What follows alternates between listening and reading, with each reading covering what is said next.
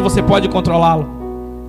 Você tem deixado Deus em uma distância onde que você acha que pode controlá-lo. Fala: Deus, o teu limite aí. Na medida que o Senhor der um passo na minha direção, eu dou um passo fugindo de você. Sabia que é fácil a gente fazer isso? Às vezes nós fugimos de Deus. Às vezes eu fujo de Deus. Sim. Porque às vezes Deus ele pede coisa para nós que nós não queremos entregar para Ele. Às vezes Deus ele nos entrega coisas que nós não queremos segurar. Às vezes Deus nos dá a responsabilidade que nós não estamos dispostos a querer receber aquela responsabilidade. Sabe quando o adolescente ele vai chegando na idade, e ele tem um pai que quer muito o bem dele, e o pai dele começa a tirar as mordomias dele, visando o bem dele, dizendo: não, eu estou tirando essa mordomia porque eu estou ativando em você uma força para você procurar um trabalho. Porque se você for procurar um trabalho, você vai saber qual é o preço das coisas. Quando você souber o preço das coisas, você vai poder sustentar uma família. Você vai poder ser um pai responsável. Então, na medida que aquele adolescente ele vai perdendo as suas mordomias de adolescente, ele começa a dar trabalho para o pai, para tirar aquele foco do pai. E às vezes nós somos esses adolescentes na mão de Deus. Quando você começa a entender que o nível que você está entrando, Deus ele vai despejar responsabilidade sobre a sua vida, você fala: opa, peraí, estou precisando dar uma pecadinha para eu me sentir em débito com Deus. Calma, o que Deus está me colocando aqui é algo muito sério. Eu não quero isso para a minha vida. Eu não quero isso porque isso é demais. Então eu tenho que manter uma distância segura do Pai. Eu tenho que manter uma distância segura de Deus, porque se Ele entrar nessa área da minha vida, eu não vou ter como retornar. Irmão, entenda, tem lugares que você já entrou, que não tem mais como você retornar. E se Deus é por nós, quem será contra nós? Mas eu vou te falar nessa noite, quando Deus é contra você, quem será por você? Quando Deus é contra você, quem é que vai ser por você? Porque tem horas que Deus ele fica contra nós, amém? Tem hora que Deus ele fica contra nós. Entenda, quando o apóstolo Paulo ele escreve aqui, ele diz se. O se significa que é uma condição, não é uma afirmação. Não está dizendo Deus é com nós e quem será contra nós, está dizendo, mas se é uma condição. Qual condição? A condição que você esteja no plano de Deus para você executar o seu propósito. A ideia é que você entenda o plano de Deus para você poder executar o seu propósito. E triste é aquele que não conhece o plano de Deus. Triste é aquele que não sabe o seu propósito. Mas você só sabe o seu propósito quando você sabe o plano de Deus. É por isso que nós abrimos aqui com Gálatas 1:12, dizendo bem assim: eu recebi de Deus, não foi doutrina, não foi homens que me passaram. Entenda, não foi Paulo, não foi Barnabé, não foi Estevão que me passou, mas foi o próprio Jesus que desceu para mim e entregou para mim essa missão. Qual missão? A missão de amar pessoas. Entenda, o seu título não vem para depois você saber quem é que você deve amar. Eu agora sou diácono, então agora a minha responsabilidade é amar as pessoas que chegam na igreja. Eu sou recepcionista, então a minha ideia é abraçar aqueles que chegam na igreja. Eu agora sou tia dos cutinhos, então minha ideia agora é amar as criancinhas. Eu agora recebi o meu título de presbítero, então eu tenho que amar os meus lideratos. Eu recebi um título de pastor, então eu tenho que amar todos. Não é na medida que você recebe um título que você recebe agora um antídoto, ou você recebe alguma coisa para você começar a amar as pessoas que te seguem. Não, é quando você começa a amar primeiro que Deus ele vai lá e te direciona. É quando você primeiro doa em amor, quando primeiro você faz com diligência, quando o seu coração está. Eu te pergunto hoje, na função que você participa da sua igreja, você faz isso com amor?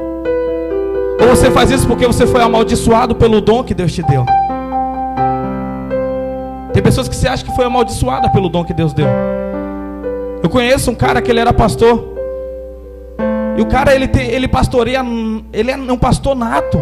Mesmo sem um título, ele continua sendo um pastor. Ele não percebe aquilo porque Deus deu um dom para ele. Deus deu uma função para ele. E ele não quer mais esse título. Mas ele continua sendo um pastor e ele se acha um cara que ele foi amaldiçoado por esse dom. E eu admiro muito isso naquele cara. Eu admiro muito isso na vida dele. Por que eu admiro isso? Porque ele consegue reconhecer que aquilo que ele fazia, ele não fazia por amor, mas ele fazia pelo dom. E eu pergunto para você, o que você faz? Você faz por amor ou pelo dom? Tem vezes que você não quer ajudar uma pessoa, mas você ajuda ela. E sabe qual é o que define se você fez por amor ou não? É depois do feito. Se o seu coração se enche de alegria ou se enche de remorsos. Eu não devia ter feito aquilo. Ele não merece. Ele vai me trair mais uma vez. Ele vai me enganar mais uma vez. Isso está mostrando se você fez por amor ou se você fez preso a alguma coisa, alguma dívida. A dívida dessa pessoa começar a dever a você também. Isso demonstra muito onde que está o nosso coração. Porque a Bíblia diz: onde está a sua riqueza, aí está o seu coração. Ou seja, aquilo que você mais cuida, aquilo que você mais gasta tempo, aquilo que você mais pensa, seu coração está exatamente nessas coisas. E no meio disso tudo, o que é o corpo de Cristo para você? O que é a igreja para você? No meio disso tudo, qual é a sua missão? No meio disso tudo, qual a resposta você tem que dar para Deus? Entenda, a igreja não é o templo que vai te salvar. A igreja não salva ninguém, amém? A igreja não salva ninguém, amém? Amém. Quem salva é Jesus. Mas a igreja é o seu termômetro de como você está com Deus. Fala a verdade, tem dia que você diz assim: hoje eu não estou afim de pisar na igreja. Hoje eu não estou afim de ir na igreja. Hoje não estou bem, não estou legal. Hoje o dia parece que não está muito sincronizado. Hoje o dia parece que não está muito legal. E eu não estou muito afim de ir na igreja. Mas por algum motivo, talvez você tenha um cargo, talvez você é pastor da igreja. Hoje eu estava assim, igreja. Hoje eu falei: cara, se eu não fosse pastor, hoje eu não ia para a igreja não. Tem dia que está assim. Tem dia que você está assim e fala: não, hoje eu queria ficar em casa, queria dar uma descansada, aproveitar que acabou a minha semana de estudo, de trabalho. Mas isso é no meu lado humano. Que lá no coração dá aquele nó já na hora assim. E eu sei a necessidade que o meu espírito tem de estar com o espírito de vocês. Eu sei a necessidade que eu tenho de estar próximo a vocês. Então não é a função, é o amor. É por isso que eu estou falando isso para vocês. Porque o que me liga a vocês não é o ser líder, é o amor. É o amor. Cada pessoa que para de vir aqui, eu não me preocupo porque a cadeira ficou vazia, não. Mas eu me preocupo de como essa pessoa está e para onde ela foi e o que ela está fazendo hoje. Eu encontrei uma pessoa essa semana no banco. Eu estava mais o Daniel. E aquela pessoa virou assim, começou a conversar comigo. E eu falei bem assim: eu conheço muitas pessoas que passou lá na Batista. E elas foram amaldiçoadas pelo conhecimento dos dias que elas sentaram lá. Porque ela recebeu uma luz, ela recebeu uma palavra genuína, ela recebeu uma palavra da parte de Deus. A pessoa: não, mas eu estou indo em uma igreja. Eu falei: não, não estou falando de você não. Mas eu conheço pessoas que foram amaldiçoadas. Porque entenda, igreja, aquilo que entra para você como luz, se você não colocar a luz no devido lugar, você agora deixou essa luz se tornar trevas. Você pode comprar a luz com maior potência, mas se você pegar essa luz e colocar debaixo do seu colchão e colocar um colchão por cima dela, não vai ter utilidade nenhuma, ela vai se tornar trevas, porque ela não vai clarear. Ou seja, aquilo que você está recebendo da parte de Deus, se você não direcionar para alguém, para um lugar devido que Deus quer que você esteja direcionando, isso é trevas. Então não deixe a luz que você tem aí se tornar trevas, porque se ela se tornar trevas, quer dizer que você agora está debaixo de maldição. Tem duas coisas que caracterizam um crime. A primeira é uma ação e a segunda é uma omissão. Amém? E o que é o crime quando nós trazemos para a Bíblia? É uma transgressão. Amém? O pecado é uma transgressão voluntária. O pecado é uma transgressão voluntária de uma lei conhecida. Lá no livro de João vai falar isso. Então o crime lá fora é um pecado aqui dentro. Amém? Está entendendo, igreja? A ilustração que eu quero usar para vocês. Ou seja, você peca de dois jeitos. Como? Quando você não faz o que tem que ser feito. Quem é que diz isso? Tiago, capítulo 4, 4:17. Aquele que sabe o bem que deve fazer e não faz, este está pecando. Aquele que sabe o bem que deve fazer e não faz, esse está pecando. Então não precisa mais você pegar uma arma e colocar para fazer um assalto. Não precisa você adulterar, não precisa você fornicar, não precisa você falar mal de alguém para você pecar. Basta você ficar de braço cruzado na sua casa, já está pecando. Porque você tem que direcionar essa luz que você está recebendo. Você tem que salvar pessoas. Me diz para mim, fala para mim. Se você soubesse hoje que a sua avó está com câncer, e chegasse um médico e falasse bem assim: olha, aqui tem um líquido que se você der para a sua avó, ela vai ser curada. Talvez seja o seu pai, talvez seja a sua mãe, seu irmão ou seu melhor amigo. E talvez ele esteja com câncer. Vamos ilustrar, ele está com câncer. Aí chega alguém e te dá esse antídoto. Aí você pega e diz aqui, está aqui o remédio na sua mão. Só que sabe o que você faz? Você vai para sua casa e coloca dentro do armário e tranca. Você teria coragem de fazer isso? Você teria coragem de fazer isso? Você teria coragem de fazer isso? Tenho certeza que você não teria coragem de fazer. Sabe por que você não teria coragem? Porque você ama as pessoas que estão próximas a você, amém? Mas você tem uma cura muito melhor do que do câncer das pessoas. Você tem uma cura que liberta pessoas. Você tem a essência de Deus guardada dentro de você. E aonde você está guardando essa essência? Essa essência liberta pessoas, essa essência cura pessoas, essa essência direciona pessoas, essa essência mostra um caminho para as pessoas. Isso é o Evangelho de Deus, isso é o poder de Deus. E é por isso que o apóstolo Paulo diz que ele não se envergonha do Evangelho. Então você não pode guardar a sua Bíblia e esconder as palavras que Deus tem colocado no teu coração. Por favor, libera essa palavra para alguém. Libera as boas atitudes, libera o amor para as pessoas que estão próximas a você. Não é sobre você vir à igreja, mas é sobre você ser igreja. Não é sobre você saber falar, mas é sobre você saber agir e reagir. Você pode curar uma nação. Você pode curar uma cidade. E você não cura falando palavras. Você não cura sendo mais inteligente. Você cura manifestando o poder de Deus. Você cura manifestando o poder de Deus. Porque o Evangelho é poder. Porque o poder é o Evangelho.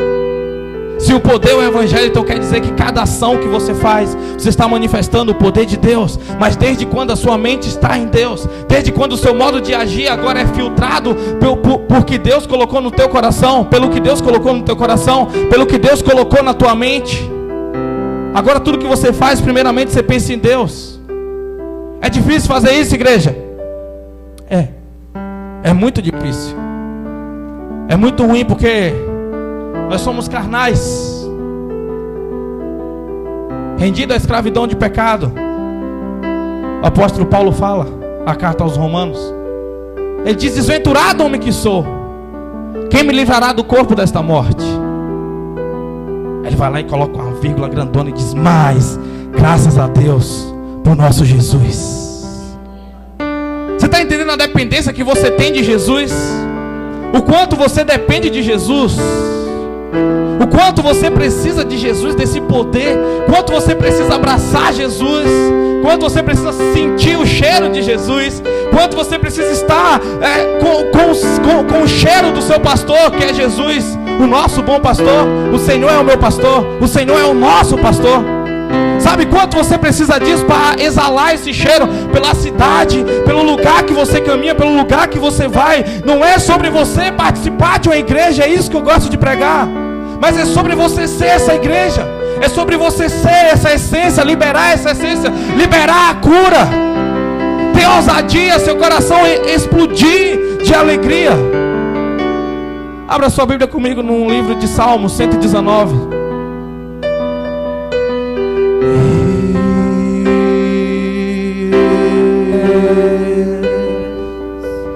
Tão lindo que eu nem sei expressar. Yeshua, tu és tão lindo. Salmo 119.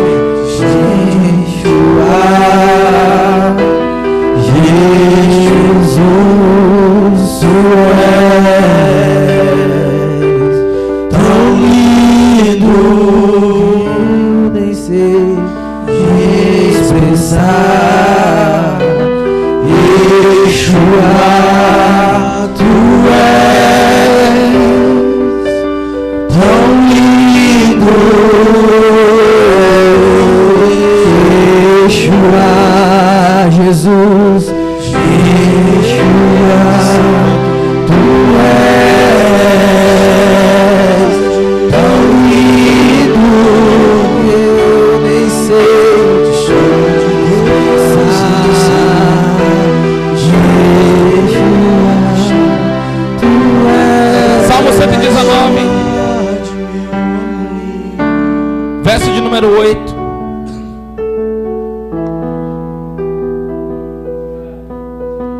Você tem que entender os planos de Deus, os decretos. Esses planos de Deus, eles são tão lindos, igreja.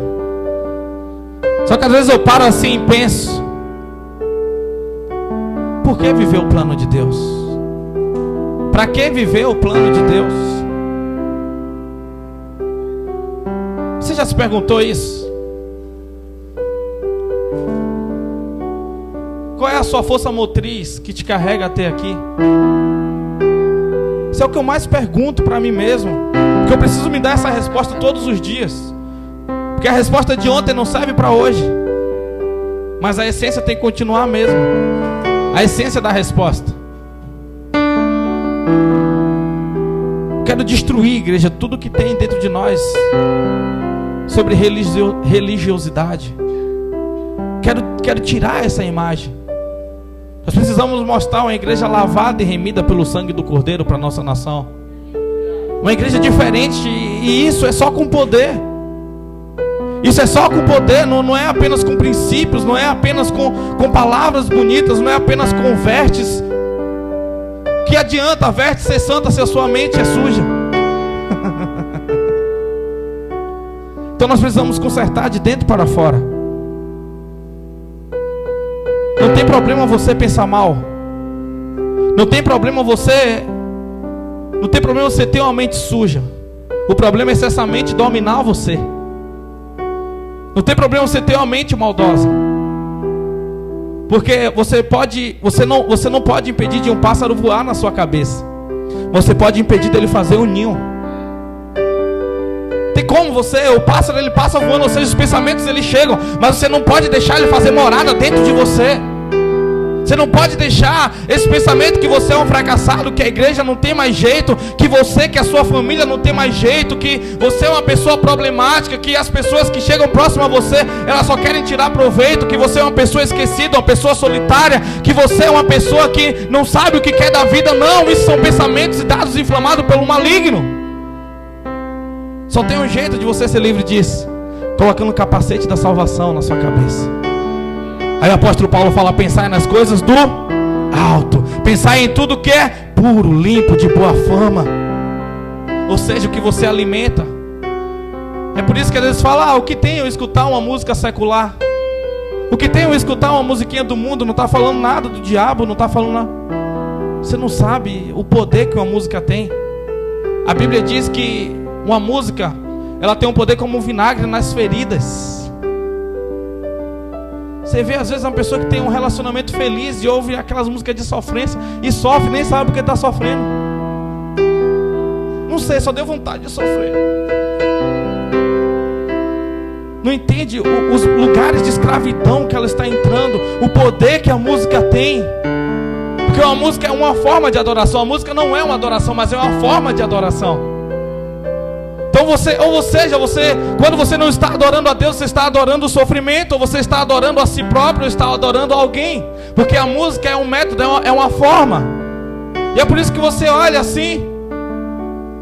Às vezes as músicas de antes tinham tanto sentido para mim, as músicas do mundo falavam tanto ao meu coração, ela me induzia a viver na ostentação, na Hungria da vida. As músicas do mundo me faziam sofrer nos Pablo da vida. As músicas do mundo faziam dançar nos axé da vida. Mas hoje em dia coloca assim, você olha assim, alguém passa em algum ambiente, tem alguém ouvindo. Qual o sentido disso? Não comunica mais, porque o coração agora pertence a Deus. Ou seja, quando você dá a chave da casa para Jesus, só entra o que Ele quer que entre.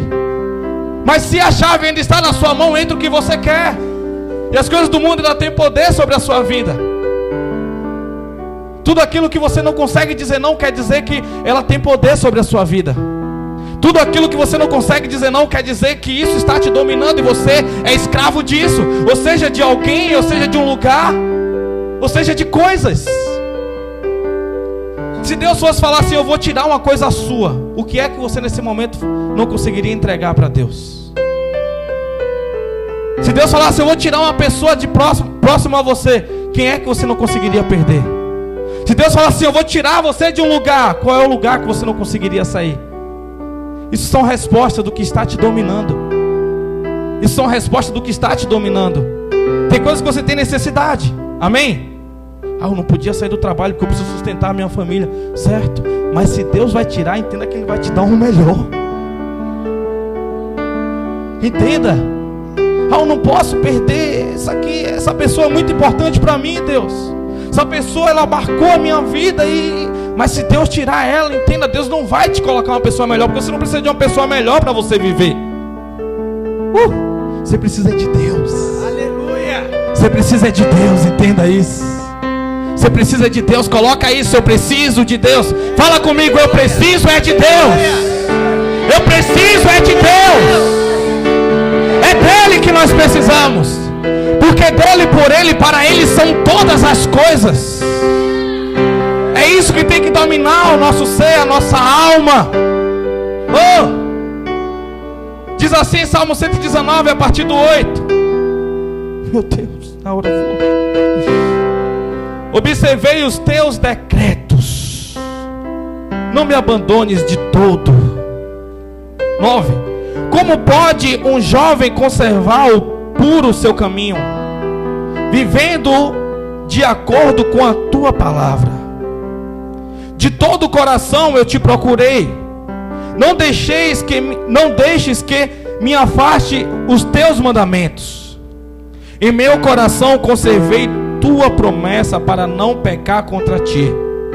Bendito seja, Senhor, ensina-me os teus decretos. Davi, ele fala isso. Davi, ele diz, Senhor, eu guardei os teus mandamentos dentro de mim para eu não pecar contra ti. E Davi peca depois disso? Davi peca ou não? Sim, ele peca. Ele peca, mas ele está fazendo alusão a Cristo. Aqui é Cristo, esse coração é de Jesus. Porque a Bíblia diz que o nosso coração é enganoso, e dele procede as coisas ruins da vida. Teu coração não é bom, entenda isso. Teu coração é enganoso. É por isso que você não deve viver pelo teu coração. Você deve viver pelo ensinamento de Deus. Você deve viver pelos planos de Deus. Você deve viver pelo caminho de Deus. E quem é o caminho? Eu sou o caminho, a verdade e a vida. E ninguém vem ao Pai senão por mim. Jesus é o caminho. Jesus é o caminho.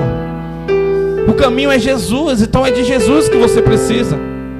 Só que quando eu falo de Jesus para você, o que é que vem à sua mente? Quando eu falo de um Jesus para você, o que é que vem à sua mente? Vem aquele homem vestido de veste branca, com seu cabelo loiro, com seus olhos azuis, parecendo um hippie, com a sua sandália. Cadê o Robson? Com a sandália de Jesus. Ontem teve uma peça aqui. Com a sandália de Jesus e pá, aquele Jesus hippie, baseadinho na orelha assim, sabe? Qual é o pensamento que você tem sobre Jesus?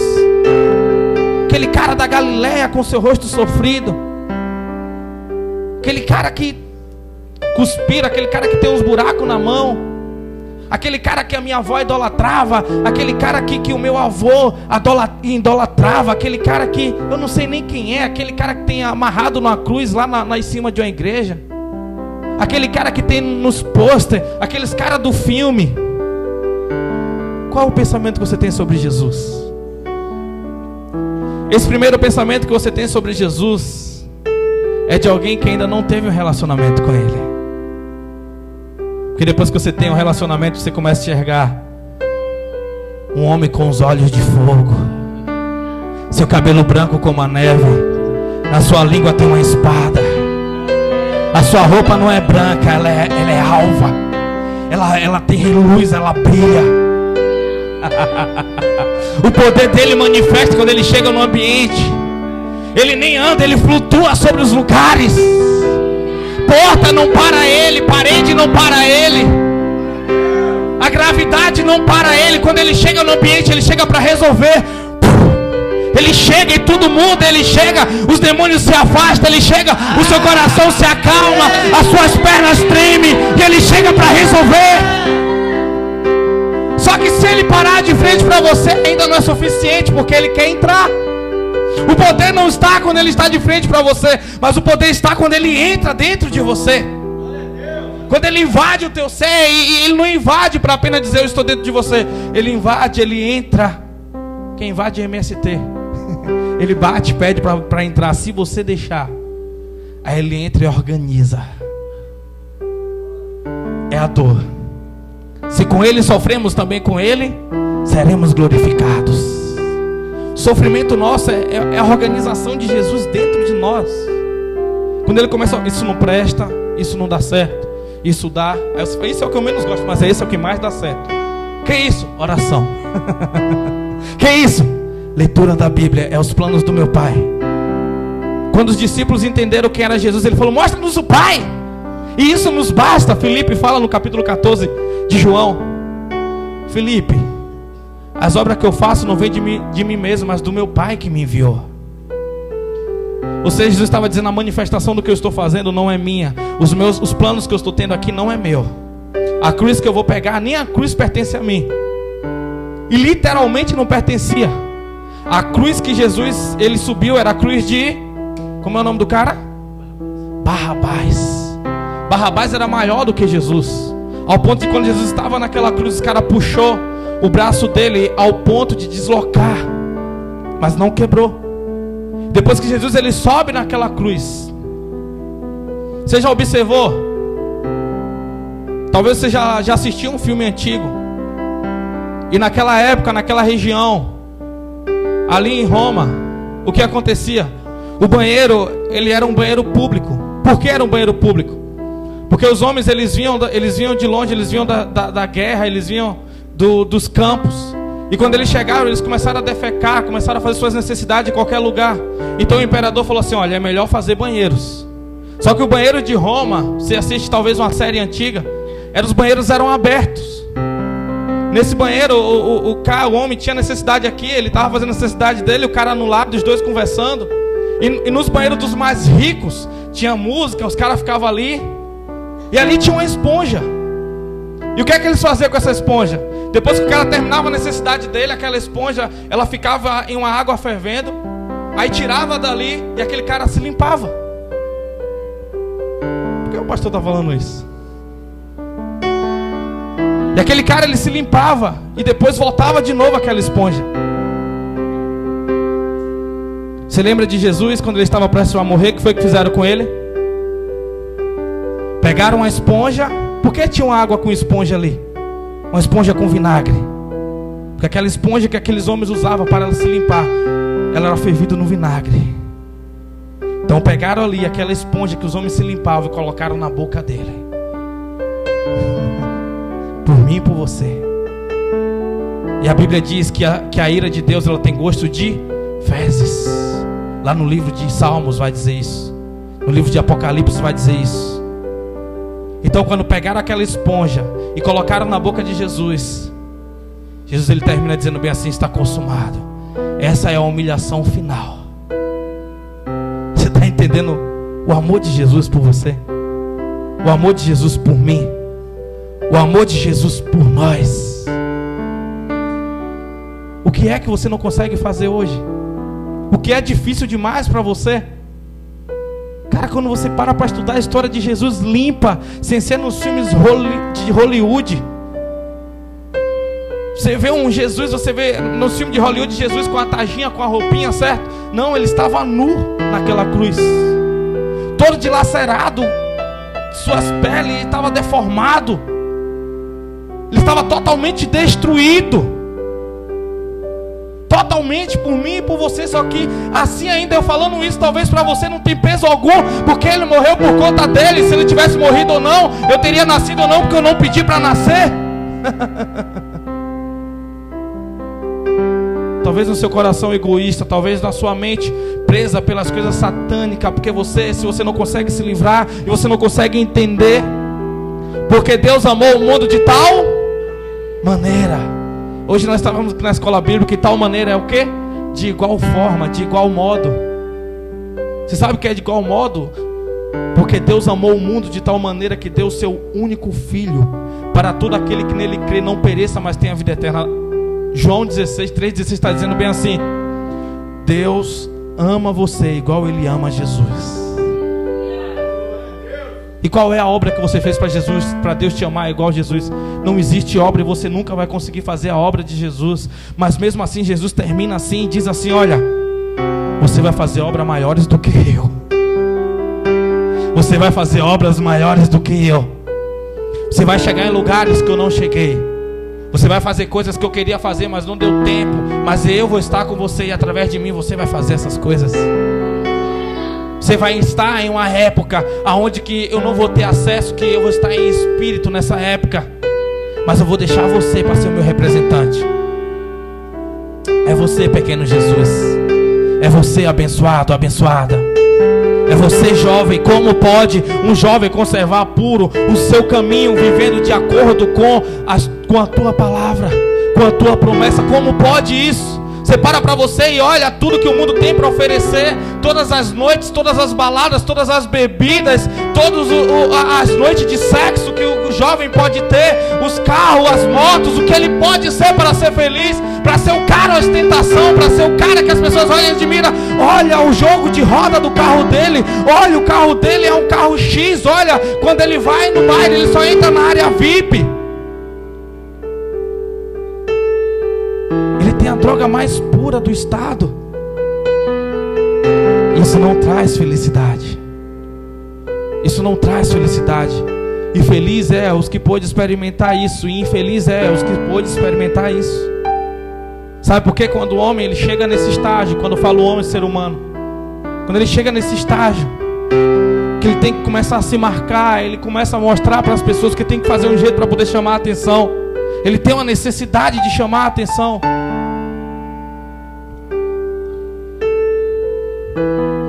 Você sabia que o desenho que você fez no seu corpo, a tatuagem, ela representa uma fragilidade que você tem, que você carrega da sua infância, da sua adolescência? Você sabia disso? Talvez você tenha falta da presença paterna, da presença materna. Talvez você foi frustrado com alguém e subconscientemente você escolheu esse desenho e colocou em você. E você tem uma necessidade de Deus. Se Deus é lindo demais, igreja. Eu não estou dizendo aqui para você que tatuagem é do diabo e você vai para o inferno e é pecado fazer tatuagem. Não é isso, eu estou dizendo de uma fragilidade emocional que se você não foi curado ainda você precisa ser. Estou falando sobre uma área que talvez você nunca conversou com ninguém e o seu coração tem uma falha nessa área e seu coração precisa ser restaurado. Seu coração precisa ser reexaminado e você tem que entender o que é que precisa ser consertado aí, porque essa falha que você tem lá atrás você carrega até hoje. Você está entendendo o que eu estou falando para você nessa noite? Você está entendendo a missão que você tem? Porque a primeira missão que você tem é se identificar no meio disso tudo. A primeira missão que você tem é saber a sua origem, saber de onde você veio, aonde você está e para onde você está indo. Depois que você entendeu isso, você tem que entender o plano de Deus. Depois que você entende o plano de Deus, você tem que entender o seu propósito. Aí sim, agora não vivo mais eu, mas Cristo vive em mim.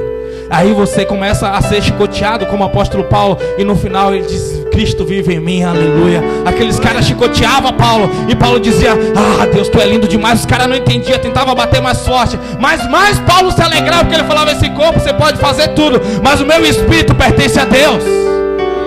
O meu espírito pertence a Deus. Eu imagino no dia que Paulo foi degolado, no dia que Paulo foi para aquele lugar, os caras falaram: Paulo, é agora que eu vou ter que separar o corpo da sua cabeça. É agora que eu vou pegar. Você sabia que Paulo foi esquartejado? Você sabia que cada membro do corpo de Paulo, uma perna ficou espendurada em um lugar, a cabeça ficou em outro, a mão em outro, e colocaram e acenderam, cada lugar colocaram com querosene e acenderam as partes do corpo dele? Tudo isso ele morreu por amor ao evangelho. Isso são coisas que não prega, porque é chato, né? Tem que pregar só o amor. Deus é amor. Deus vai bater naquele cara que está te perseguindo no trabalho. Aleluia. É assim que prega hoje em dia. Não prega esses negócios não, que vai assustar as pessoas. Rapaz, assustar é o pecado que os caras cometem no escondido aí. Se isso não assusta ele, a verdade vai assustar? Vai nada. Vai abrir a mente dele, dela. É isso que a gente precisa, dessa verdade invadindo o nosso ser, a nossa alma. É dessa verdade que nos liberta, que nos sara, que nos cura, que deixa Cristo resplandecer o poder dele. Essa verdade, porque é a verdade que liberta. Conhecereis a verdade vos o libertará. E os caras tá lá: ei Paulo, é agora. Aí Paulo levanta bem assim, olha no fundo do olho daquele cara. Você entendeu o que eu preguei para você esses dias aqui, quando eu estava preso com você? Você está entendendo que você vai continuar a missão? Você vai ter que me matar agora, porque você recebeu uma ordem de cima. Não tenho nada contra você. Você já está até perdoado pelo que você vai fazer, mas você vai ter que dar continuidade, que eu comecei aqui. E aquele soldado com o coração totalmente quebrantado, partido, ele sabe que ele tem que matar Paulo, porque se ele não matar Paulo, ele vai desobedecer a ordem. Quem vai sofrer é ele depois, e a família dele também. Então bora, Paulo, vamos ali. Tem uma madeira serrada ao meio. Nessa madeira eu vou ter que deitar a sua cabeça nela. Vou pegar uma espada e vou ter que atravessar a sua cabeça. Depois eu vou ter que pegar a sua cabeça, Paulo, e vou ter que colocar fogo nela. Paulo, tá bom. A ausência desse corpo é a presença da glória de Deus. A ausência desse corpo é a presença da glória de Deus. Aquele cara não entendia a alegria no coração, nos olhos de Paulo. Por que você está alegre, você está indo morrer? Porque eu combati um bom combate, acabei a carreira, estou guardando a minha fé, estou indo morar com Jesus. Estou indo morar com Jesus. E eu conto com Timóteo, eu conto com Tito, eu conto com gentios. Quem é os gentios? É eu, é você. Eles vão terminar a minha missão. Eles vão concluir a minha missão até Jesus voltar. E eu olhar nos olhos de cada um e dizer: ei, a minha palavra chegou até você, a verdade chegou até você, porque foi Jesus que me entregou. E eu estou liberando ela para vocês. Eu estou liberando ela para vocês. Então quando aqueles caras caminhavam com o apóstolo Paulo, ele ia cantando: a Ele a glória, a Ele a glória. Imagina, aqueles caras sofrendo com aquela espada na mão. E eu não sei o que foi visitado naquele momento. Isso aqui é uma analogia do que eu estou falando para vocês. Eu não sei se foi os anjos que já foram ali juntamente já buscar Paulo. Eu não sei se foi o próprio Jesus que desceu, falou: ei Paulo, você foi demais, cara. Deus quer fazer isso com você. Imagina você indo para a Coreia do Norte pregar o evangelho. Imagina você ir para a janela 10x40 ou 10x35. Depois você terminar de pregar, vir um garoto de 8 anos com a AK-47 apontar na sua cabeça e destruir os seus miolos porque você estava pregando o evangelho. Você quer isso? Porque tem jovens hoje morrendo fazendo isso. Aquilo que nós estamos omitindo, aquilo que nós não queremos, porque nós temos os nossos amigos, temos a nossa casa, temos talvez um carro, temos um trabalho, e nós, isso aqui tá bom demais. Deus, eu não tenho coração para isso, porque a minha vida é preciosa. Mas tem alguém fazendo isso nesse exato momento. Que Deus proteja e guarde cada missionário que está no campo nesse momento. Que Deus possa acender em nossos corações essa vontade. Que nós possamos estar livres de toda escravidão do pecado. Nós possamos estar livres de nós mesmos. Que o nosso coração possa estar no caminho de Deus. Que o nosso coração possa estar ligado. Porque todas as coisas cooperam para o bem daqueles que amam a Deus e vivem segundo o seu propósito. Se coloque de pé em nome de Jesus.